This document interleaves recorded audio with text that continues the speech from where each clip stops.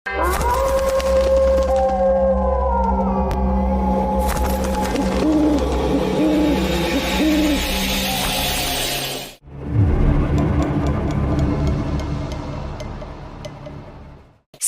causes cancer. Smoking kills.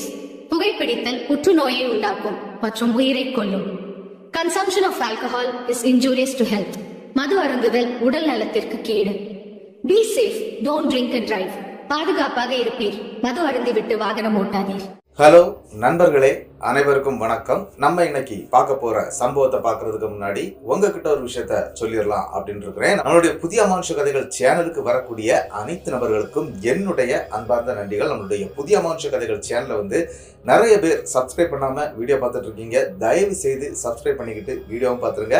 மறக்காம bell ஐக்கானை தட்டிடுங்க. உங்க லைஃப்ல இத மாதிரியான அமானுஷ்ய சம்பவங்கள் ஏதாச்சும் நடந்திருந்தா அதை என்னுடைய வாட்ஸ்அப் நம்பருக்கு ஒரு வாய்ஸ் நோட்டான் மற்றும் மெசேஜ் நீங்க அனுப்பலாம். என்னுடைய வாட்ஸ்அப் நம்பரை டிஸ்கிரிப்ஷன்லையும் கொடுத்துருக்கிறேன், இந்த டிஸ்பிளேலையும் தெரியும். கண்டிப்பா ஃபாலோ பண்ணிக்கோங்க. வாங்க நம்ம இன்னைக்குள்ள வீடியோக்குள்ளாடி போயிடலாம். ஒரு கதை சொல்லிட்டேன் சார். அதுல உனக்கு கதை கேட்டு பழகிடுச்சு, எனக்கு கதை சொல்லியே பழகிடுச்சு. நான் கதை சொல்றேன், நீ கேளு. இந்த சம்பவம் நடக்கக்கூடிய இடங்க சேலம் மாவட்டம் தான். அதாவது சேலத்துல இருந்து கிட்டத்தட்ட ஒரு 20 கிலோமீட்டர் சரௌண்டிங்க உள்ளாடி இருக்கக்கூடிய ஒரு கிராமத்துல நடந்த ஒரு அதிபயங்கரமான சம்பவத்தை தான் நம்ம இன்னைக்கு பார்க்க போறோம். இந்த சம்பவத்தை நமக்கு அனுப்பி இருக்கிறது ஹரிதாஸ் அப்படிங்கிறவர் தான் இந்த சம்பவத்தை அனுப்பி இருக்கிறாரு. கிட்டத்தட்ட 2000 காலகட்டத்துல இந்த சம்பவம் அவருக்கு நடந்திருக்குது. அதாவது என்ன அப்படின்னு பாத்தீங்கன்னா, நம்மளுடைய ஹரிதாஸ் சாதாரண ஒரு வேலைக்காரர் அப்படின்னு கூட சொல்லலாம். ஒரு 25 வயசு நபரா இருந்திருக்கிறாரு அந்த டைம்ல. அப்ப என்ன அப்படின்னு பாத்தீங்கன்னா, இந்த போஸ்ட் நாட்டக்கூடிய வேலைகள் தான் இவர் கூடுதல் பார்த்துட்டு இருக்கிறாரு. அதாவது டெலிஃபோன் போஸ்ட்னு அப்படின்னு சொல்லுவாங்க, அந்த பைப்பு மாதிரி இருக்கும், அதை ஊர் ஊரா நாட்டக்கூடிய வேலையை பார்த்துட்டு இருந்திருக்கிறாரு. அதே மாதிரிதான் இவங்க ஊர்ல கிட்டத்தட்ட ஒரு 35 கிலோமீட்டர் தூரத்துல இருக்கக்கூடிய ஒரு கிராமத்துக்கு இவங்க இந்த போஸ்ட் நாட்டக்கூடிய வேலைக்காக போறாங்க. அப்படி போன இடத்துல தாங்க இந்த சம்பவம் அவங்களுக்கு நடக்குது. என்ன அப்படின்னு பாத்தீங்கன்னா, நம்மளுடைய ஹரிதாஸுக்கு 2 நண்பர்கள் இருக்கிறாங்க. அவங்க சின்னதுல இருந்தே விட்டு பிரியாத ஒரு நண்பர்களா இருக்கக்கூடியவங்க தான். இவங்க எல்லா வேலைகளுக்கும் சேர்ந்தா போங்க, கூலி வேலை தான் இவங்க பாக்குறாங்க. ஒரு கான்ட்ராக்டருக்கு கீழே தான் இந்த வேலைகள்லாம் பார்த்துட்டு இருக்கிறாங்க. அப்படிதாங்க நம்மளுடைய ஹரிதாஸ் என்ன பண்றாரு அப்படின்னா, இந்த ஊருக்கும் வேலைக்கு போக ஆரம்பிக்கிறாரு. இவருக்கு, அதாவது நம்மளுடைய ஹரிதாஸுக்கு தங்கச்சி அம்மா 2 பேர் தான் இருக்கிறாங்க. அப்பா இறந்துட்டாரு. இவங்க சின்ன வயசுல இருக்கும்போதே அப்பா இறந்து போயிடுறாரு. தங்கச்சி கல்யாணம் பண்ணக்கூடிய வயசுல வீட்டுல இருந்துட்டு இருக்கிறாங்க.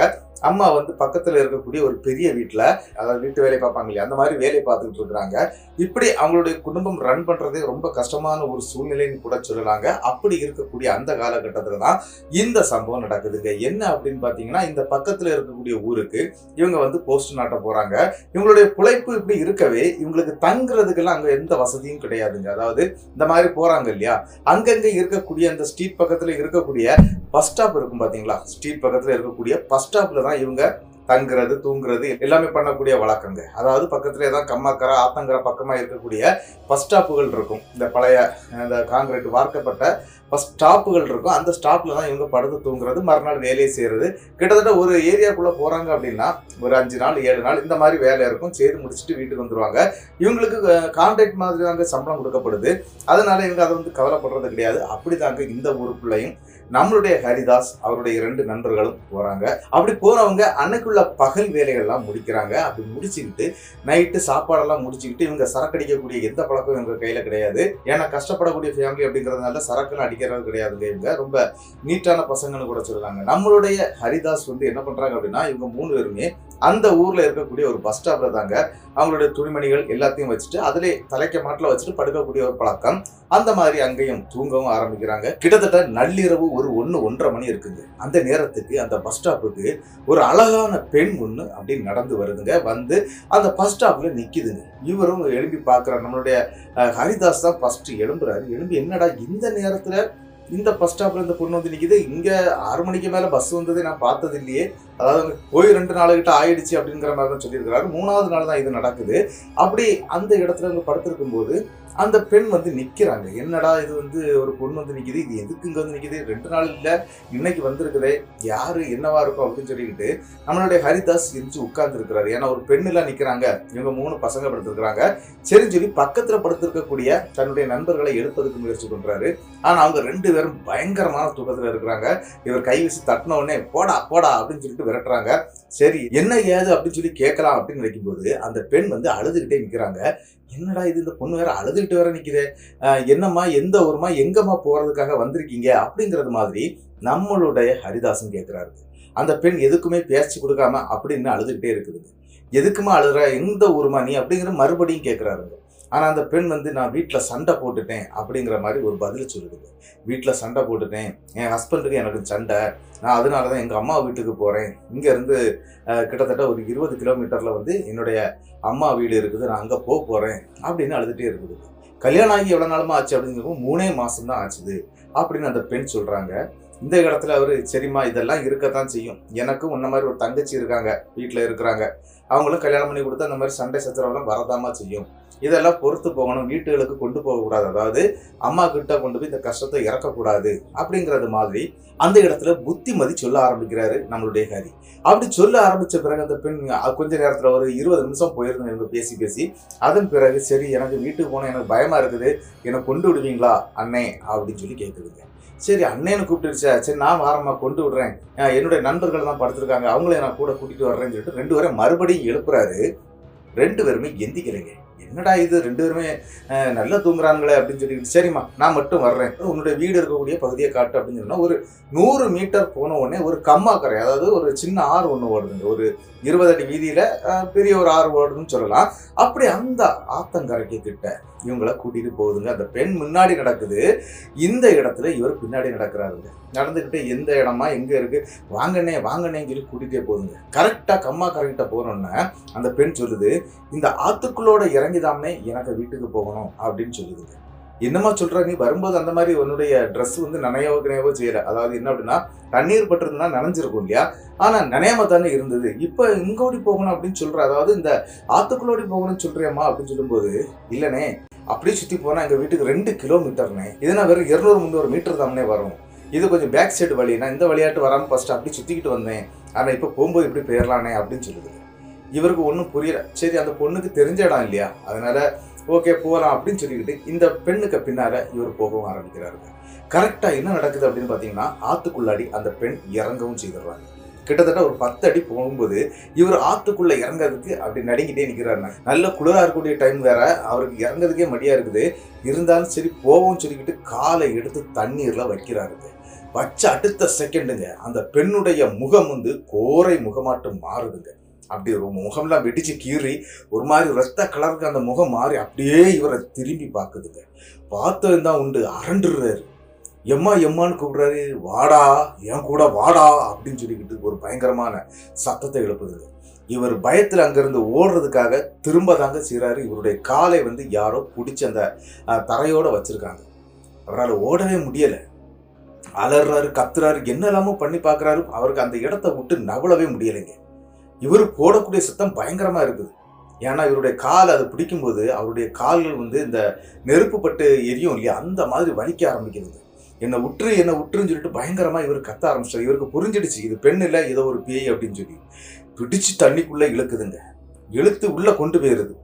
இவர் அந்த தண்ணிக்கு மேல கடந்து தத்தளிக்கிறாரு. ஆனா இடுப்பளவு தாங்க தண்ணி இருக்குது. அதாவது நட்டு சென்டர்ல வச்சு நம்மளுடைய ஹரிதாஸை தண்ணிக்குள்ள முக்கி எடுக்குதுங்க. இவர் ஒவ்வொரு முக்கும் பயங்கரமா கத்த ஆரம்பிச்சிட்டார். பயத்தின் உச்சத்துல இவருக்கு உச்சாவே போயிடுச்சுன்னு கூட சொல்லலாம். அந்த அளவுக்கு இவர் பயந்து நடுங்கிறார். அந்த பிடியில இருந்து அவரால் தப்பவே முடியல. அந்த பெண்ணை அடிச்சா அடியே பட மாட்டேங்குது. தள்ளி விடலான்னு பார்த்தா கை வந்து அந்த அவங்க உடம்பை தாண்டி வெளியில போகுதே தள்ளி அவங்க உடம்புல கை பட மாட்டேங்குது. என்ன செய்யறதுன்னு தெரியல, பயங்கரமா கத்த ஆரம்பிச்சிட்டாரு. இந்த சத்தம் கரெக்டா ஒரு 100-150 மீட்டர்ல தானே அந்த அவங்க படுத்திருக்கிறாங்க. அந்த ஃப்ரெண்ட்ஸ் 2 பேருக்கும் கேட்குதுங்க. அவங்க 2 பேரும் என்னடா இது அலறக்கூடிய சத்தமா இருக்கு, பக்கத்துல படுத்திருந்த ஹரிதாஸை காணுமே அப்படின்னு சொல்லி 2 நண்பர்களும் எந்திரிச்சு பாக்குறாங்க. பார்க்கும்போது இவர் இல்லைங்க. இந்த சத்தம் கேட்கக்கூடிய பகுதியை நோக்கி வேகமா இவங்களும் நடக்க ஆரம்பிக்கிறாங்க 2 நண்பர்கள். எங்க சத்தம் சரியா கேட்குது அப்படின்ட்டு நம்ம அந்த காது கொடுத்து கேட்டுக்கிட்டே வேகமா அந்த கம்மாக்கரை பக்கம் ஓடி வர்றாங்க. அப்படி ஓடி வந்தவங்களுக்கு பெரிய ஒரு அதிர்ச்சிங்க. என்ன அப்படின்னு பாத்தீங்கன்னா, இவர் தன்னைத்தானே தண்ணிக்குள்ள எந்திக்கிறாரு. ஆனா எந்திக்கும் போதுதான் கத்துறாரு. இவன் என்னடா வேலை பார்த்துட்டு இருக்கிறான் இந்த இடத்துல அப்படிங்கிற மாதிரி 2 நண்பர்களும் கேட்கறாங்க. என்ன அப்படின்னா அவங்க கண்ணுக்கு அங்க எதுவுமே தெரியலைங்க. அவங்க 2 பேருமே கேட்கறாங்க, டே என்னடா பண்றேன்னு. ஆனா இவரால் பேசவே முடியல. இவரு முங்கி எந்திச்சிட்டே இருக்கிறாரு, கத்திக்கிட்டே இருக்கிறாரு. சரி உள்ள போய் அவனை இழுத்துட்டு வந்துடும் அப்படின்னு சொல்லி 2 பேருமே அந்த 2 நண்பர்களும் உள்ள இறங்கி இவர் ஆத்தங்கரையை விட்டு மேலே தூக்கிட்டு வந்துடுறாங்க. இழுத்துட்டு வர்றாங்க. அது ரொம்ப வெயிட்டாட்டு இருந்திருக்கிறாரு, ரொம்பவே வெயிட்டா இருந்திருக்கிறாரு. அவரை இழுத்துட்டு வந்து கரையில போட்ட பிறகுதாங்க அந்த ஒரு அலறல் சத்தத்தை அவர் நிப்பாட்டி இருக்கிறாரு. நிப்பாட்டிட்டு அந்த இடத்துல டே என்னடா ஆச்சு, என்னடா பண்ணிட்டு இருக்கிற அப்படின்னு சொல்லும்போது, டே வாங்கடா இங்க இருந்து சீக்கிரம் போயிடுவோம் அப்படின்னு சொல்லிட்டு பேச ஆரம்பிக்கிறாருங்க. அவர் பயத்தின் உச்சத்துல இருக்கிறாரு அப்படிங்கறத அந்த இடத்துல அவங்க 2 பேரும் புரிஞ்சுக்கிடுறாங்க. வேகமா பஸ் ஸ்டாப்புக்கும் வந்துடுறாங்க. வந்த பிறகு தாங்க விஷயத்தை அவர் சொல்லவே ஆரம்பிக்கிறாரு. டே இந்த மாதிரி ஒரு பொண்ணு வந்துச்சுடா, என்னமா இந்த மாதிரி கூட்டிட்டு போயிடுச்சு, நான் அங்க போனேன் அப்படின்னு சொல்லி நடந்த சம்பவத்தையும் சொல்றாரு. அந்த இடத்துல என்ன தண்ணிக்குள்ள முக்கி எடுத்துட்டு இருந்தது, நீங்க வந்த சத்தம் கேட்ட பிறகுதான் எனக்கு என்ன நடக்குது அப்படிங்கறது ஒரு அளவுல புரிஞ்சுக்கிட முடிஞ்சுது அப்படிங்கிறது மாதிரி அந்த இடத்துல நம்மளுடைய ஹரிதாஸ் சொல்றாருங்க. அதன் பிறகு நீங்க வந்த பிறகுதான்டா அது என்ன விட்டுட்டு போச்சுது, என்ன இளவுனே தெரியல அப்படிங்கிறது மாதிரி அந்த இடத்துலையும் மனசார, அதாவது ரொம்ப பயத்தோட அந்த இடத்துல நடந்த விஷயங்களை அப்படியே சொல்லியிருக்கிறாருங்க. சரிடா நம்ம இனி தூங்கவே வேண்டாம் அப்படிங்கிற அளவுக்கு அந்த இடத்துலையும் ஹரிதாஸ் சொல்றாரு. இருந்தாலும் மற்ற 2 பேரும் தூங்குடா, நைட்டு நேரத்தில் என்னடா குளியல் வேலை உனக்கு அப்படி இப்படின்னு சொல்லி அவரை திட்டிக்கிட்டு அவரை தலையை தூட்டி அவங்க வேற ட்ரெஸ் சேஞ்ச் பண்ணிக்கிட்டு அவரும் அதில் படுத்துக்கிறாருங்க. ஆனா இவர் சொன்ன விஷயம் கேட்ட பிறகு பக்கத்துல இருக்கக்கூடிய 2 நண்பர்களும் தூங்கவே இல்லை, இவரும் தூங்கவே இல்லை. மறுநாள் காலையில பயங்கரமான காய்ச்சல் அடிக்க ஆரம்பிச்சிருக்கு. அதாவது பயங்கரமான ஜுரம் அடிக்குது. அந்த ஜுரம் அடிக்கும் போது இவங்க கேட்கறாங்க, என்ன ஆச்சு அப்படின்னு சொல்லும்போது, எனக்கு நல்ல ஜுரம் அடிக்குதுடா, ஆல்ரெடி நைட்டு வர போய் குளிச்சிட்டேன், அதாவது இந்த மாதிரி நடந்துருச்சு இல்லையா அதெல்லாம் சொல்றாரு. ஒருவேளை அந்த பெண் பேயா இருக்கலாம், அது என்ன அட்டாக் பண்ணியிருக்குது அப்படி இப்படின்னு சொல்லிட்டு அதனால எனக்கு காய்ச்சல் வந்திருக்குது அப்படிங்கிற மாதிரி பேச ஆரம்பிச்சிட்டாரு. சரிடா நீங்க இருக்க வேண்டாம், நீ வீட்டுக்கு போ, நாங்க இந்த வேலையை முடிச்சுட்டு வந்துடுறோம் அப்படின்னு சொல்லிட்டு சொல்றாங்க. ஏன்னா இங்க ஒரு 2 நாளத்த வேலை தான் அங்க இருக்குது, அதை நாங்க முடிச்சுட்டு வந்துடுறோம் அப்படின்னு சொல்லிட்டு நம்மளுடைய ஹரிதாஸை பஸ் ஏற்றி அனுப்பி வைக்கிறாங்க. இவர் வீட்டுக்கும் சேர்ந்துடுறாரு. வீட்டுக்கு வந்த பிறகு என்ன நடக்குது அப்படின்னா, அம்மா கிட்ட இந்த நடந்த சம்பவங்கள் எதையுமே அவர் சொல்லவே இல்லைங்க. ஏன் சொல்லலை அப்படின்னா, அம்மாவும் பயந்துருவாங்க, தங்கச்சி இருக்கிறா, தங்கச்சியும் பயந்துருவா அப்படின்னு சொல்லவே இல்லைங்க. சரின்னு சொல்லிக்கிட்டு 2 நாள் இந்த காய்ச்சலுக்கு மருந்தெல்லாம் எடுத்திருக்கிறாரு. அதன் பிறகு காய்ச்சல் அப்படியே குறைஞ்சு போயிருது. ஆனா இவருக்கு மனசுக்குள்ளாடி இவர் கண் மூடினாலும் அந்த பெண்ணுடைய ஞாபகம் மட்டும் மறையவே இல்லைங்க. அப்படியே இருக்குது. இவருக்கு அந்த கண்ணை மூடுற உடனே தன்னை ஆத்துக்குள்ள தூக்கிட்டு போய் யாரோ முக்குறது மாதிரியே கனவுகள் வருது இல்லையா, அதே மாதிரி யோசனைகள் அவர் மைண்ட்ல வந்துகிட்டே இருக்குது. அந்த பெண்ணுடைய முகத்தை அவர் மறக்கவே இல்லை. அந்த நேரத்துல தங்கச்சியை பொண்ணு பார்க்க வந்திருக்கிறாங்க. அதாவது தங்கச்சியை கல்யாணம் பண்ணி கொடுக்கக்கூடிய வயசுல இருக்காங்க இல்லையா, அதனால அவங்களுக்கு பொண்ணு பார்க்க வந்திருக்கிறாங்க. சரின்னு சொல்லிட்டு மாப்பிள்ளை புது மாப்பிள்ளை பார்த்துக்கிட்டு கல்யாணத்துக்குள்ள தேதியை ஃபிக்ஸ் பண்ணி 1 மாசத்துலேயே கல்யாணம் ரெடியாகி அந்த பொண்ணை கல்யாணம் பண்ணி கொடுத்துடுறாங்க. இந்த 1 மாச கேப்ல மட்டும் அவருக்கு அந்த நினைவுகளே வரல, அதாவது அந்த பெண்ணை பத்தின நினைவுகள் வரல. அதன் பிறகு நண்பர்கள் எல்லாம் ஊருக்கு வந்துட்டாங்க இல்லையா, அவங்க கூட சேர்ந்து ஊருக்குள்ளாடி கிடைக்கக்கூடிய வேலைகள்லாம் பார்த்துட்டு இருந்திருக்கிறாரு. இந்த மாதிரி வெளியிடங்களுக்கு போய் வேலை பார்க்கறத அவர் எப்பவுமே விரும்புறது கிடையாது அப்படின்னு கூட சொல்றாங்க. அந்த மாதிரிதான் வேலைக்கு போயிட்டு இருந்திருக்கிறாரு. ஆனா என்ன நடந்துச்சு அப்படின்னு பாத்தீங்கன்னா, அவங்க அம்மா ஒரு விஷயத்த சொல்றாங்க, எனக்கு வேற ரொம்ப வயசாயிட்டு போகுதுடா, தயவு செய்து நீ ஒரு கல்யாணத்தை பண்ணிக்க, உனக்கும் வயசு 25 ஆகுது, நீ சீக்கிரம் ஒரு கல்யாணத்தை பண்ணு அப்படிங்கிற மாதிரி சொல்றாங்க. இதை கேட்ட உடனே சரிம்மா நான் பாக்குறேன் பண்றேன் அப்படி இப்படின்னு சொல்லி இவர் தட்டி கழிச்சுட்டே தான் இருக்கிறாரு. இருந்தாலும் ஒரு பொண்ணு வந்திருக்குது, அதாவது பொண்ணு வீட்டுக்காரங்க கூப்பிட்டுருக்குறாங்க, நம்ம அங்க போய் அந்த பொண்ணை பார்த்துட்டு வருவோம் அப்படின்னு சொல்லிக்கிட்டு கரெக்டா இவரை எங்க கூட்டிட்டு வர்றாங்க அப்படின்னா, இவங்க அந்த கம்மாக்கரையில அந்த பொண்ணுகிட்ட மாட்டினாங்க இல்லையா, அந்த பேய்கிட்ட மாட்டினாங்க இல்லையா, அதே ஊருக்கு தாங்க பொண்ணு பார்க்க வர்றாங்க. இவருக்கு அந்த ஊரை பார்த்த உடனே நடுக்கம் வந்துருச்சு. ஆனா அந்த இடத்துல அவருக்கு அது எதுவும் சொல்ல முடியாது. ஏற்கனவே அவங்க அம்மா கிட்டே தங்கச்சிக்கிட்டே இந்த விஷயத்த பத்தி பேசல. சரி நம்ம போகலாம் அப்படின்னு சொல்லிக்கிட்டு ஒரு வீட்டுல பொண்ணு பார்க்கவும் போறாங்க. அப்படி அந்த பொண்ணு பார்க்க போன இடத்துல என்ன நடக்குது அப்படின்னு பாத்தீங்கன்னா, பொண்ணு காபி தட்டோட நிக்குதுங்க. காப்பியை எடுக்கிறதுக்காக அப்படி டம்ளரை கையில எடுக்கிறாரு. எடுத்துட்டு அப்படி நிமிந்து பாக்குறாரு பொண்ணு வேற யாரும் இல்லைங்க, அன்னைக்கு அந்த ஆத்தங்கரையில அவர் அந்த மாதிரி பண்ணிச்சு இல்லையா, அதே பொண்ணு தாங்க இப்ப அங்க நிக்குது. இவர் பார்த்து பயந்து கப்பு, அதை டீ கப்பு கையில இருந்து பாத்தீங்களா, அதை அப்படி டபார்னு கீழே விட்டுறாரு. விட்டுக்கிட்டு வேகமா எந்திரிச்சிருக்கிறாரு. என்னடாச்சு அப்படின்னு சொல்லிட்டு கூட அந்த ஃப்ரெண்ட்ஸுகள் 2 பேரும் போயிருக்கிறாங்க. என்னடாச்சுன்னு சொல்லி கேட்டிருக்கிறாங்க. இவரால் அந்த இடத்துல பேச முடியல. ஒன்றும் இல்லை அப்படின்னு சொல்லியிருக்கிறாரு. அந்த இடத்துல அவங்க அம்மா என்ன பண்ணியிருக்கிறாங்க அப்படின்னா, பையனுக்கு பொண்ணை பிடிச்சிருக்குன்னே பேசி முடிச்சுட்டாங்க.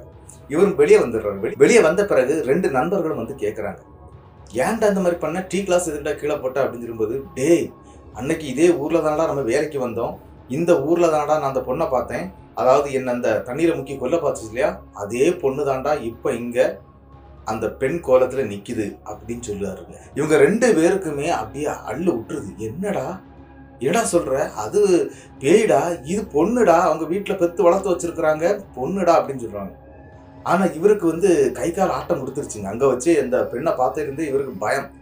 வீட்டுக்கு சட்டுன்னு வந்து சேர்ந்துடுறாங்க. வந்து சேர்ந்த பிறகுதாங்க அம்மா கிட்ட நடந்த விஷயத்த அப்படியே சொல்ல ஆரம்பிக்கிறாரு. என்ன அப்படின்னா, அன்னைக்கு அங்க என்ன நடந்துச்சோ அதை அப்படியே சொல்றாரு. அம்மா இந்த மாதிரி நாங்க போயிருந்தோம், இந்த மாதிரி நடந்துச்சு, அதே பொண்ணதாம்மா நம்ம இப்ப பார்த்துருக்குறோம் அப்படிங்கிற விஷயத்த வந்து அந்த இடத்துல எடுத்து சொல்றாரு. இவங்க அம்மாவுக்கு ஒண்ணுமே புரியல. என்னடா பேய் பிசாசுன்னு சொல்லிக்கிட்டு தேவையில்லாததெல்லாம் பேசிட்டு இருக்கிற. அவங்க கிட்டத்தட்ட 23 வயசு ஆகுது அந்த பொண்ணுக்கு. அந்த பொண்ணுக்கு இது வரைக்கும் கல்யாணமே ஆகலை. 2-3 இடத்துல சம்மந்தம் பார்த்து நடக்காம இப்போ உனக்கு கெட்டித்தாரன்னு சொல்லி அவங்க சம்மதிச்சிருக்கிறாங்க. அந்த பொண்ணுக்கு ஒன்றை பிடிச்சிருக்குது. உனக்கு ஏன்டா பிடிக்கலைன்னு கேட்கும்போது எனக்கு பிடிச்சிருக்குமா, ஆனா இந்த மாதிரி நான் அந்த பொண்ணை இந்த மாதிரி பார்த்துருக்கேம்மா அப்படின்னு சொல்லி இவர் திருப்பி ரிப்பீட் ஆட்டி அதை சொல்ல ஆரம்பிக்கிறாங்க.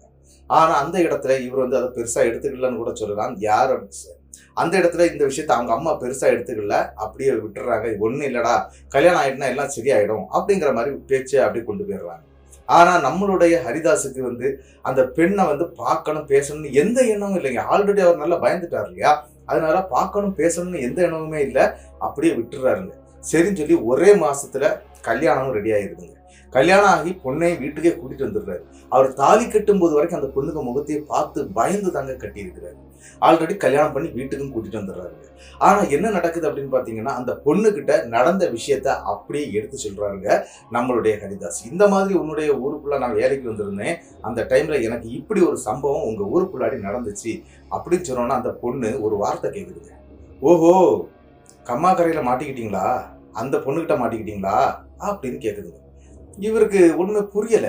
என்னமா சொல்ற அப்படின்னு சொல்லும்போது, அது ஒரு ஆடு மேய்க்கக்கூடிய பொண்ணு அப்படின்னு சொல்லி, அது எப்படி ஒன்ன மாதிரி இருந்துச்சு அது எனக்கு தெரியல, ஆனா அது ஒரு ஆடு மேய்க்கக்கூடிய பொண்ணு தான். அந்த பொண்ணு கிட்டத்தட்ட ஒரு 16-17 வயசு இருக்கும்போது அந்த இடத்துக்குள்ளாடி மர்மமான முறையில இறந்து போயிடுச்சு. அப்படி இறந்த பிறகு அந்த பொண்ணுடைய பாடியை வந்து ஊருக்குள்ளதான் சுடுகாட்டுல வந்து அடக்கம் பண்ணியிருக்கிறோம்.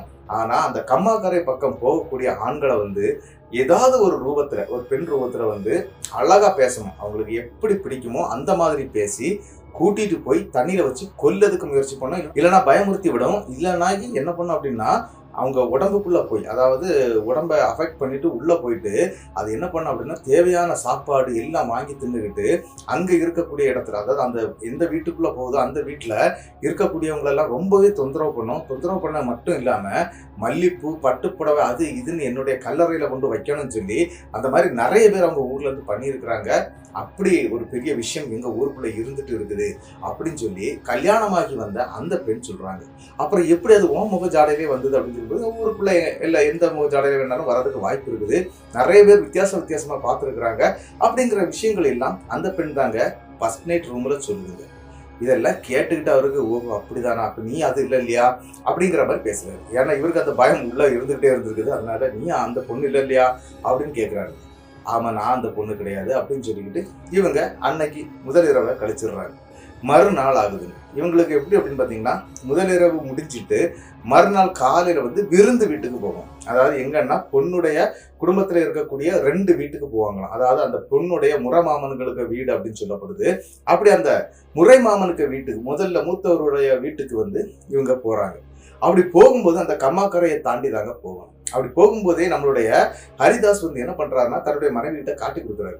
இந்த ஆத்தங்கரையில தான் எனக்கு இந்த சம்பவம் நடந்துச்சு அப்படின்னு தெளிவா காட்டி கொடுக்குறாருங்க. அப்போ அந்த பெண் என்ன சொல்றாங்க அப்படின்னா, இதே இடத்துலதான் அந்த பெண் இறந்து கிடந்தாங்க அப்படின்னு அவங்களும் சொல்றாங்க. 2 பேரும் இதை பத்தியே பேசிக்கிட்டே போயிட்டு இருக்கிறாங்க. பஸ் இறங்கி தான் போகணும். இவங்கள்ட்ட மோட்டார் சைக்கிளோ வாகனம் எதுவும் இல்லை. இவங்க பஸ்ல போய் தான் இறங்கி அந்த பாதை நடந்து போகணுங்க. அது ஒரு ஒத்தையடி பாதை மாதிரி போயிட்டே இருக்கும் அந்த கம்மாக்கரை பக்கத்தோட. அப்படி அந்த பாதையில இவங்க நடந்து போறாங்க. அப்படி போகும்போது இந்த பெண் வந்து இந்த மாதிரி பண்ண விஷயத்தை இவர் சொல்லிக்கிட்டே நடந்துகிட்டு இருக்கும்போது, திடீர்னு அவங்க மனைவி, டேய் என் கூட வா, டேய் என் கூட வா அப்படின்னு சவுண்டு கொடுக்குறாங்க. இவர் அப்படியே திரும்பி பார்க்குறாங்க. பார்க்கும்போது தன்னுடைய மனைவி முகம் இருக்கு இல்லையா, அது வேற ஒரு சைஸ்ல மாறி ஒரு மாதிரி கொடூரமான ஒரு முகத்தை அந்த இடத்துல அந்த பெண் காட்டுறாங்க. அரண்டுறாரு. அப்போ அவங்க மனைவி பேர் வந்து வள்ளி. வள்ளி வள்ளி வள்ளின்னு சொல்லி இவர் கூப்பிடுறாங்க. ஆனா அந்த பெண் அசையாம அப்படின்ட்டு என் கூட வான்னு சொல்லிட்டு பயங்கரமா கத்த ஆரம்பிச்சிட்டாங்க. அப்படி கத்த ஆரம்பிச்ச உடனே இவர் என்ன பண்றாருன்னா, இவருக்கு ஆல்ரெடி நல்ல பயம், இந்த விஷயம் வேற நடந்திருக்குது, அதுவும் அதே இடத்துல மறுபடியும் அதே இடத்துக்குள்ளாடி மறுபடியும் இவங்க நடந்து போயிட்டு இருக்கிறாங்க. அப்போ அது மறுபடியும் அந்த பெண்ணை பிடிச்சுக்கிடுதுங்க. இவருக்கு என்ன செய்யணும்னு தெரியல. அந்த இடத்துல கதறணுமா கத்தணுமா என்ன செய்யணும்னு தெரியல. அந்த ஏரியா பக்கம் ஆட்களே இல்லைங்க. வள்ளி சொன்னா கேளு, என் கூட வந்துருன்னு சொல்லிக்கிட்டு இவர் வந்து பயத்தின் உச்சத்துல ரொம்பவே ஒரு 3-4 அடி தள்ளின்னு தான் கூப்பிடுறாரு, வந்துருமான்னு. ஆனா அவங்க என் கூட வா அப்படின்னு சொல்லிட்டு பயங்கரமா அவங்க ஆக்ரோஷமா பேச ஆரம்பிக்கிறாங்க. உடனே அந்த இடத்துல இவர் ஒரு விஷயம் பண்றாரு. என்ன அப்படின்னா, ஆல்ரெடி இந்த கதையெல்லாம் அவங்க அம்மாட்ட சொல்லியிருந்தாரு இல்லையா, அவங்களுடைய குலதெய்வம் வந்து வேட்டை கற்பண்ண சாமி தாங்க குலதெய்வமா இருக்கிறாரு. அதனால அந்த தெய்வத்துடைய திருநீரை வந்து இவங்க அம்மா வந்து என்ன பண்ணியிருக்கிறாங்க அப்படின்னா, ஒரு பேப்பர்ல கட்டி இதை எப்பவுமே பாக்கெட்ல வச்சுக்கப்பா அப்படின்னு சொல்லி அனுப்பியிருக்கிறாங்க. அப்ப அந்த திருநீர் இருக்கிறது அவருக்கு ஞாபகம் வருதுங்க. வேகமா அந்த திருநீரை அவர் கையில் எடுக்கிறாரு. எடுத்து சரட்டுன்னு தன்னுடைய மனைவின்னு கூட பார்க்கல, முகத்துல தூக்கி வீசிடுறாரு.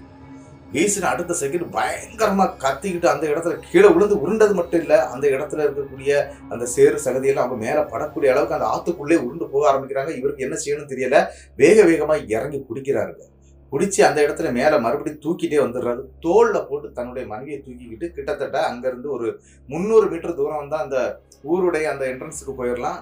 வேகமா வர்றாரு. அப்ப வழியில வரக்கூடியவங்க எல்லாம் பாக்குறாங்க, என்னப்பா என்னாச்சுன்னு சொல்லி கேட்கும்போது இவரால் பேசவே முடியல.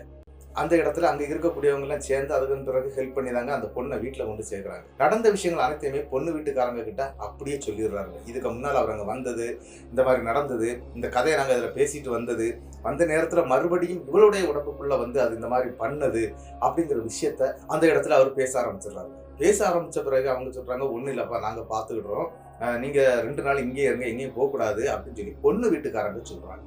சரின்னு சொல்லி நம்மளுடைய ஹரிதாசும் அங்கதாங்க இருக்கிறாரு. இந்த பொண்ணை வந்து அவங்க ஊருக்குள்ள இருக்கக்கூடிய கருப்பசாமி கோயிலுக்கு கூட்டிட்டு போறாங்க. அவங்க வந்து கருப்பு அப்படிங்கிறாங்க, அந்த சாமியை கருப்பு அப்படின்னு சொன்னாங்க. சாமின்னு கூட சொல்லல, கருப்புன்னு சொல்றாங்க. கருப்பு சாமி கிட்ட கூட்டிட்டு போறாங்க. அப்படி அங்க போன பிறகு அங்க வந்து சில பூஜைகள்லாம் நடத்துறாங்க. அங்க இருக்கக்கூடிய பூசாரி தாங்க மறுபடியும் அந்த பொண்ணுக்கு திருநீர்லாம் அடிச்சு இது பண்ணும்போது, எனக்கு பட்டுப்புடவை வேணும், அது வேணும், இது வேணும், அதை யாரு கொண்டு தரணும் அப்படின்னா ஹரிதாஸ் தாங்க கொண்டு கல்லறையில வைக்கணும், அப்பதான் நான் இவ்வளவு விட்டுட்டு போவேன் அப்படிங்கிற மாதிரி பேசுது. ஹரிதாஸ் இதெல்லாம் பார்த்துட்டு நடுங்கிட்டு இருக்கிறாரு. பகல்ல அவர் சுடுகாட்டு பக்கம் போக மாட்டாரு, இப்ப நைட்டு வர போக சொல்லுது அப்படின்னு சொல்லிட்டு அவர் பயந்து நடுங்கிட்டு இருக்காரு. உடனே அந்த இடத்துல அந்த பூசாரி என்ன பண்றாருன்னா, அந்த மாதிரிலாம் ஒன்றும் தர முடியாது, எது வேணாலும் இங்க இருந்து வாங்கிட்டு போ, உனக்கு பூ வேணுமா நாங்க தர்றோம், வேற எதுவும் தர முடியாது அப்படிங்கிற மாதிரி பூசாரி பேசி விட்டுறாரு. ஆனாலும் அந்த பெண்ணுடைய ஆன்மா வந்து போக மாட்டேன், நான் இங்கதான் இருப்பேன், இவ கூட தான் இருப்பேன், எனக்கு ஹரிதாஸ் வேணும் அப்படிங்கிற மாதிரிலாம் பேச ஆரம்பிச்சிருக்கு. விடவே இல்லை. அந்த இடத்துல எல்லாரும் சேர்ந்து, அதாவது அங்க இருக்கக்கூடிய ஊர் மக்கள் எல்லாம் சேர்ந்து, இவளை இனிமேல் இங்க இருந்து விடக்கூடாது, இவளை வந்து கருப்புக்கு காலு கடியில கட்டி வைக்கணும் அப்படிங்கிற மாதிரி பேச ஆரம்பிச்சிட்டாங்க. சரின்னு சொல்லிக்கிட்டு அந்த பூசாரி என்ன பண்றாரு அப்படின்னா, அதுக்கான பூஜை புனஸ்காரங்கள்லாம் பண்ண ஆரம்பிக்கிறாரு. அந்த இடத்தை சுத்தி தேவையான விஷயங்கள்லாம் பண்றாரு. அது மட்டும் இல்லாம ஒரு கருப்பு நூலை வாங்கிட்டு வந்து அந்த பெண்ணுடைய தலைமுடியில கட்டி அப்படியே கருப்புடைய காலில் கட்டுறாருங்க. அப்படி கட்டும்போது அவர் சில பல மந்திரங்களை சொல்லி தாங்க கட்ட ஆரம்பிக்கிறார். கருப்புடைய அந்த பெருவிரல்ல கட்ட ஆரம்பிக்கிறாங்க. அதாவது இந்த சிலையில இருக்கக்கூடிய பெருவிரல்ல அப்படியே கட்டுறாரு. அப்படி கெட்ட அது அலற ஆரம்பிக்குது, என்னை விட்டுருங்க, நான் ஓடிடுறேன், என்ன நான் இனிமேல் எந்த பக்கமே வரமாட்டேன் அப்படின்னு சொல்லி பயங்கரமா கதறுது. இருந்தாலும் அந்த பூசாரி விடவே இல்லை. முதல்ல வந்து மரியாதையா சொன்னார்ல, எனக்கு போயிருக்கலாம், ஆனா அது போக மாட்டேன், எனக்கு ஹரிதாசெல்லாம் வேணும்னு கேட்டுச்சு இல்லையா, அதனால அவங்க இந்த ஊர்க்காரங்க எல்லாம் சேர்ந்து சொன்னாங்க, இந்த இதை விடவே கூடாது, கருப்புக்கு காலில் கட்டிருங்க அப்படின்னு சொல்லி கருப்புடைய காலில் வந்து கட்ட ஆரம்பிக்கிறாங்க. அப்படி கட்டி முடிச்சிடுறாங்க, எல்லாம் ஓகே. அதன் பிறகு அந்த பெண் மயங்கி கீழே விழுந்துடுறாங்க. ஹரிதாசுடைய மாமியார் வீட்டுக்கு ஹரிதாசும் போயிடுறாரு. 2 பேரும் வீட்டுக்கு போயிடுறாங்க. வீட்டுக்கு போன பிறகு அந்த பெண்ணுகிட்ட, இந்த மாதிரி ஆத்தங்கரையில் என்னடி நடந்துச்சு, திடீர்னு மாறிட்ட அப்படின்னு சொல்லி இவர் கேட்கிறாரு. அப்பதான் அந்த பெண் ஒரு விஷயத்த சொல்றாங்க. என்ன அப்படின்னா, நம்ம நடந்து வந்துகிட்டே இருந்தோம் இல்லையா, அப்படி வந்துகிட்டே இருக்கும்போது எனக்கு பின்னாலதான் அந்த பெண்ணுடைய உருவம் வந்துகிட்டே இருந்துச்சு. நான் முதல்ல வந்து சந்தேகப்பட்டேன், யாரோ நம்ம பின்னால ஃபாலோ பண்ணிட்டு வர்றாங்க அப்படின்னு. ஆனா திடீர்னு திரும்பி பார்த்ததும் என்னுடைய உடம்புக்குள்ள சரட்டுன்னு உள்ள வந்துருச்சு. அதன் பிறகு என்ன நடந்துச்சுன்னு எனக்கு தெரியல அப்படின்னு சொல்லி ஹரிதாசுடைய மனைவி சொல்றாங்க. சரிம்மா, இனிமேல் நம்ம அந்த பக்கமே போகக்கூடாது, ஆட்டோ கிட்ட பிடிச்சிட்டு இங்க இருந்து போயிடணும் அப்படிங்கிற மாதிரிலாம் பிளான் பண்ணிக்கிட்டு அன்னைக்கு அந்த இதெல்லாம் முடிக்கிறாங்க. அதாவது கிட்டத்தட்ட ஒரு வாரம் அங்கதான் இருந்திருக்கிறாரு. இந்த விருந்துகள்லாம் போவாங்க இல்லையா, அதையெல்லாம் முடிச்சுட்டு அங்க இருந்து வீட்டுக்கும் கிளம்பி வர்றாரு. அப்படி வீட்டுக்கு கிளம்பி வந்து இவர் கிட்டத்தட்ட 4 நாட்கள் எந்த பிரச்சனையும் இல்லை. 4 நாட்கள் இவங்களுடைய அந்த அத்தை, மாமா, சித்தப்பாலாம் இருப்பாங்க இல்லையா, அவங்க வீட்டில் வந்து விருந்து வம்பல் நடக்குது. அதனால எல்லா வீட்டுகளுக்கும் போயிட்டு எடுத்துட்டு கிட்டத்தட்ட 1 மாத காலம். அதன் பிறகு எந்த பிரச்சனையும் இல்லை, இனிமேல் நமக்கு எந்த பிரச்சனையும் இல்லை அப்படிங்கிற ஒரு கண்டிஷன்ல இவங்க ரொம்ப சந்தோஷமா குடும்பம் நடத்திக்கிட்டு இருக்கும்போது ஒரு நாள் ஒரு பிரச்சனை நடக்குதுங்க. என்ன அப்படின்னு பார்த்தீங்கன்னா, இவங்களுடைய மனைவி வீட்டுக்கு பேக் சைடில் வந்து, அதாவது இவங்களுடைய வீட்டுக்கு பேக் சைடில் வந்து ஒரு சின்ன தெப்பக்குளம் மாதிரி ஒரு ஏரியா இருக்குதுங்க. அதாவது தெப்பக்குளம் கிடையாது. அதை வந்து என்ன சொல்லியிருக்கிறாரு அப்படின்னா, தென்னை மரத்துக்கு தண்ணி விடுவாங்க இல்லையா, அந்த கால் மாதிரி வெட்டி வச்சிருப்பாங்க. அந்த காலில் வந்து யாரும் குளிக்கிறது கிடையாது. ஆனால் இவங்க மனைவி ஒரு நாள் குளிச்சுட்டு இருக்கிறாங்க. இது என்னடா, இவ டெய்லி பாத்ரூம்ல தானே குளிப்பா, என்ன இன்னைக்கு காலுக்குள்ள இறங்கி குளிக்கிறா, அதுவும் தண்ணி ரொம்ப மோசமா இருக்கக்கூடிய டைம் ஆச்சு அப்படின்னு சொல்லிட்டு நம்மளுடைய ஹரிதாஸ் வந்து வேக வேகமா அந்த இடத்துக்கு போறாருங்க. அதாவது அந்த பெண் குளிச்சுட்டு இருக்கக்கூடிய இடத்துக்கு போறாரு. போய் பார்க்கும்போது உண்மையிலேயே அவங்க மனைவி அங்க குளிச்சுட்டு இருக்காங்க. வள்ளி மேலே ஏறு, வள்ளி மேலே ஏறுன்னு இவர் கத்துறாரு. தண்ணி ரொம்ப மோசமா இருக்குது, மேலே ஏறு அப்படின்னு சொல்லி கத்துறாரு. அந்த பெண் அப்படியே திரும்பி இவரை ஒரு முறைக்குதுங்க. இவருக்கு ஒண்ணுமே புரியல, என்னடா இவன் முறைக்கிறா அப்படின்னு சொல்லிட்டு மறுபடியும் கூப்பிடுறாரு. வள்ளி மேலே ஏறி வந்துருமா அப்படின்னு சொல்லிட்டு மறுபடியும் கெஞ்சி கூத்தாடி கூப்பிடுறாரு. உடனே அந்த பெண் வந்து என்ன பண்றாங்கன்னா, அந்த போட்டிருக்க ட்ரெஸ் கூட ரொம்ப மோசமான நிலைமையில அவங்க ட்ரெஸ் போட்டுதான் குளிச்சிருக்கிறாங்க. அந்த ட்ரெஸ்ஸோட மேலே வர்றாங்க. வந்த உடனே அந்த இடத்துல நம்மளுடைய ஹரிதாஸை பார்த்து, உனக்கு என்ன பார்த்தா எப்படி தோணுது, ஆசையா இருக்கா, அப்படி இப்படின்னு சொல்லி கொஞ்சம் அந்த வல்கரா பேசுவாங்க இல்லையா, அந்த மாதிரியான வார்த்தைகள்ல அந்த பெண் பேச ஆரம்பிக்கிறாங்க. என்னடா இவ ஒரு நாள் இந்த மாதிரிலாம் பேச மாட்டா, என்ன இன்னைக்கு திடீர்னு ஒரு மாதிரி பேசுறா, நீ வீட்டுக்கு வா அப்படின்னு சொல்லி கூட்டிக்கிட்டு வேகமா வீட்டுக்குள்ளேயே கூட்டிட்டு வந்துடுறாரு. வீட்டுக்குள்ள வரும்போது அவங்க அம்மாவும் வேலையை முடிச்சுட்டு அப்பதாங்க வந்திருக்கிறாங்க. அவங்களும் பாக்குறாங்க, இவ ஏன் இந்த மாதிரி ட்ரெஸ் பண்ணிருக்கா, இந்த மாதிரி ட்ரெஸ் பண்ண மாட்டாளே, என்னடி பண்ணி வச்சிருக்கிறா அப்படின்னு சொன்னா அவங்க அம்மாவுடைய கழுத்தை பிடிச்சி சரட்டுன்னு மேல தூக்கிட்டுங்க, செவரோட வச்சு அப்படியே தூக்கி மேல விட்டுருச்சு. அவங்க அம்மா கடந்து அப்படியே புடைக்கிறாங்க. என்ன அப்படின்னா துடிக்கிறாங்க. அந்த இடத்துல கை காலில் இழுக்குது. இவரு அவ மனைவியை பிடிச்சி இழுக்கும் போது மனைவியை இழுக்கவே முடியல. டக்குன்னு அவங்க அம்மாவை கீழே விட்டுட்டு சொல்லுதுங்க, நீ என்ன நினைச்ச, என்ன அங்க காலில், அதாவது கருப்புக காலில் கட்டி விட்டுட்டு வந்துட்டேன்னா நான் அப்படியே உன்னை விட்டுருவேன் நினைச்சியோ, உன்னை நான் விடவே மாட்டேன், உன்னை கடைசி வரையும் விட மாட்டேன் அப்படி இப்படின்னு சொல்லிட்டு பயங்கரமா நம்மளுடைய ஹரிதாஸை அவங்களுடைய மனைவி தாக்க ஆரம்பிக்கிறாங்க. அட்டினா பயங்கரமான அடி, என்னெல்லாம் கையில கிடைச்சதோ அதெல்லாம் எடுத்து அடிக்க ஆரம்பிக்கிறாங்க. அவங்க அம்மாவுக்கும் அடி, இவருக்கும் அடி. 2 பேரும் வீட்டை விட்டு வெளியே ஓடிடுறாங்க. வெளியே ஓடின உடனே இவர் என்ன பண்றாரு அப்படின்னா, அப்போ ஃபுல்லாவே லேண்ட்லைன் ஃபோன் தான். அதனால அவருக்கு வீட்டுல லேண்ட்லைன் ஃபோன் இருக்குது. ஆனா அங்க இருந்து ஃபோன் பண்ண முடியாது, வீட்டுக்குள்ள போனாலே அடிதாங்க. அதனால பக்கத்துல இருக்கக்கூடிய நண்பனுக்கு வீட்டுக்கு போய் அவங்க வீட்டுக்கு, அதாவது மனைவியுடைய வீட்டுக்கு வந்து கால் பண்ணி விஷயத்த சொல்றாங்க. கருப்புக்கு காலில் கட்டின கயரை பத்தி தான் பேசுது, என்ன ரொம்ப அடிச்சிருச்சு, எங்க அம்மாவை அடிச்சிருச்சு, சீக்கிரம் வருவீங்களா அப்படின்னு சொல்லி கேட்கிறாரு. சரின்னு சொல்லி அவங்க ஊர்ல இருக்கக்கூடிய நம்மளுடைய ஹரிதாஸுடைய மாமா மாமி, அதன் பிறகு அவங்க சித்தப்பா பெரியப்பான்னு சொல்லி ஒரு குடும்பமே அங்க கிளம்பி வந்துருக்கு. இங்க வந்து பார்த்தா பயங்கரமா பத்திரகாளி மாதிரி ஆடி அப்படி நடு நடையில அப்படியே படுத்திருக்கிறாங்க. யாரு, வள்ளி, அதாவது இவங்களுடைய மனைவி. இதை எல்லாரும் பாக்குறாங்க. பார்த்தது மட்டும் இல்லாம அந்த கருப்பு கோவில் பூசாரியை கையோட கூட்டிட்டு வந்திருக்கிறாங்க. அந்த பூசாரி வந்த உடனே கொஞ்சம் திருநீர் அள்ளி போடுறாங்க. போட்ட உடனே பூசாரி கிட்ட அப்படி நிலை எழிஞ்சு நிக்குதுங்க. உன்னைய நான் கொல்லாம விட மாட்டேன், உன்னைய நான் கொன்றுவேன், நான் யாரு தெரியுமா ஊன்னு சொல்லிக்கிட்டு பயங்கரமா கத்த ஆரம்பிக்குது. இதை நம்ம பிடிச்சா நிக்காது அப்படின்னு சொன்னோன்னே அவங்க அம்மா வந்து, அதாவது இவங்க வந்து வேட்டைக்கற்பண்ண சாமியை வந்து குலதெய்வமாட்டு வணங்கி வர்றாங்க இல்லையா, இவங்க ஒரு வார்த்தை சொல்றாங்க, என்ன இருந்தாலும் சரி பக்கத்துல இருக்கக்கூடிய எங்களுடைய கோவிலுக்கு இந்த பொண்ணை தூக்கிட்டு போயிடணும் அப்படின்னு சொல்லி, அதே மாதிரி வேட்டைக்கற்பண்ண சாமி கோயிலுக்கு முன்னாடி இந்த பொண்ணையும் கொண்டு நிப்பாட்டுறாங்க. தூக்கிட்டு வந்துட்டாங்க வண்டியில போட்டு. பயங்கர ஆட்டமா இறங்கி ஓடதுக்கெல்லாம் முயற்சி பண்ணியிருக்குது. ஆனால் அவங்க எப்படி இல்லாமல் கட்டுப்படுத்தி கோவிலுக்கு கொண்டு வந்துட்டாங்க. கோவில், அதாவது இவங்களுடைய வேட்டைக்கற்பண்ண சாமி கோயிலில் வந்து 3 பூசாரிகள் இருக்கிறாங்க. அது மட்டும் இல்லாமல் அங்கே வேட்டைக்கற்பண்ண சாமி மட்டும் கிடையாதுங்க, பத்திரகாளி அம்மன், சிவசுடலை, ஏகப்பட்ட தெய்வங்களை வந்து அந்த கோயிலில் வந்து வழிபட்டுட்டு வர்றாங்க. அப்படி அந்த கோவிலில் கொண்டு சேர்க்கிறாங்க. அங்கே இருக்கக்கூடிய அந்த 3 பூசாரிகளும் இறங்கி வந்து பார்க்குறாங்க. என்னடா இது அப்படின்னு சொல்லிட்டு அந்த பெண்ணிட்ட கேட்கும்போது, நான் விட மாட்டேன், இந்த குடும்பமே எனக்கு வேணும், இந்த குடும்பத்தையும் நான் கொல்லாம விட மாட்டேன், அந்த குடும்பத்தையும் கொல்லுவேன், இந்த குடும்பத்தையும் கொல்லுவேன், எல்லாரையும் கொல்லுவேன் அப்படிங்கிற மாதிரியே பேசுது. அதன் பிறகு என்ன நடக்குது அப்படின்னா, அந்த 3 பூசாரியில ஒரு பூசாரி வந்து இந்த கற்பண்ண சாமிக்கு ஆடக்கூடியவர் தாங்க. அவருடைய உடம்புக்குள்ளாடி அந்த வேட்டை கற்பண்ண சாமி விருட்டுன்னு வந்துருதுங்க. வந்த அடுத்த செகண்டுங்க இந்த பெண் துடிக்கிறாங்க நின்றுக்கிட்டு. நீ என்னடி சொல்ற அப்படின்னு சொல்லிக்கிட்டு உச்சி மூட்டி அப்படி கொண்ட முடிய பிடிச்சிருக்குங்க. பிடிச்சிக்கிட்டு கேட்க ஆரம்பிக்குது. ஆனா அடிக்க மட்டும் செய்யலைங்க. அந்த பெரம்பு கம்பு இருக்கு இல்லையா, அந்த கம்பை வந்து கையில வச்சுட்டே இருக்கிறாரு கருப்பசாமி. அடிக்கட்டுமான்னு தான் கேட்கிறாரு. ஆனா அலறுது அந்த இடத்துல, என்னை அடிக்காத, என்னை கொல்லாத, என்னை விட்டுருங்க. அப்புறம் எதுக்கடி அங்கிருந்து எப்படி இங்க வந்து, அது ஏன் கோட்டைக்குள்ள நீ எப்படி வந்த அப்படின்னு சொல்லிக்கிட்டு பயங்கரமா கத்துறாருங்க கருப்பண்ணசாமி. இந்த இடத்துல அந்த பெண் வந்து பயங்கரமா அழுது கமறி அந்த இடத்துல காலிலே உழுதுது. இருந்தாலும் அந்த இடத்துல நிற்கக்கூடிய இவங்களுடைய குடும்பத்தை சேர்ந்தவங்க எல்லாரும் சொல்றாங்க, விடவே கூடாது, கருப்புக்கு கால் இருந்து எப்படி இது அவங்க வந்தது அப்படின்னு தான் எங்களுக்கு தெரியல அப்படின்னு சொல்லும்போதுதான் அங்க இருக்கக்கூடிய ஒரு நபர், அந்த கூட்டத்தில் இருக்கக்கூடிய நபர், அந்த ஊரை சேர்ந்தவர் வந்து என்ன சொல்றாரு அப்படின்னா, கருப்புக்கு இன்னும் கிட்டத்தட்ட 8 நாள்ல கொடை இருக்குது, அதாவது திருவிழா எடுக்க போறாங்க. அப்படி திருவிழா எடுக்கும்போது சில நாட்கள் வந்து அந்த தெய்வம் வந்து அந்த சிலையில தங்காதான், அது வெளியே தான் இருக்கும் அப்படின்னு சொல்லப்படுது. அந்த டைம்ல தான் இது அவுந்திருக்குது, இது கெட்டு அறந்து வந்திருக்குது அப்படிங்கிற விஷயத்த சொல்றாரு. சரி, இவ்வளவு நான் இங்கேயே நான் இது பண்றேன் அப்படின்னு சொல்லிக்கிட்டு அந்த கருப்பசாமி ஆடக்கூடிய அந்த பூசாரி, அதாவது அவங்களுடைய ஊருக்குள்ள இருக்கக்கூடிய அந்த கருப்பசாமிக்கு பின் சைடுல வந்து பெரிய ஒரு ஆலமரம் ஒன்று இருக்குது. ஆலமரம் இருக்கு, ஒரு பெரிய வேப்ப மரம் இருக்குது. இந்த 2 மரத்துக்கு இடையிலையும் கொண்டு கூட்டிட்டு போறாரு. கூட்டிட்டு போய் தலைமுடியை பிடிச்சி, அதாவது கொஞ்சம் முடி அப்படி சுத்தி கையில எடுத்து அங்க இருக்கக்கூடிய ஒரு ஆணையில கட்டுறாருங்க. அப்படியே கட்டிட்டு அந்த முடியை வந்து அவர் வாயால கடிச்சு அத்து விடுறாரு. அந்த முடியை அப்படி சுத்தி வச்சிருக்கிறாரு.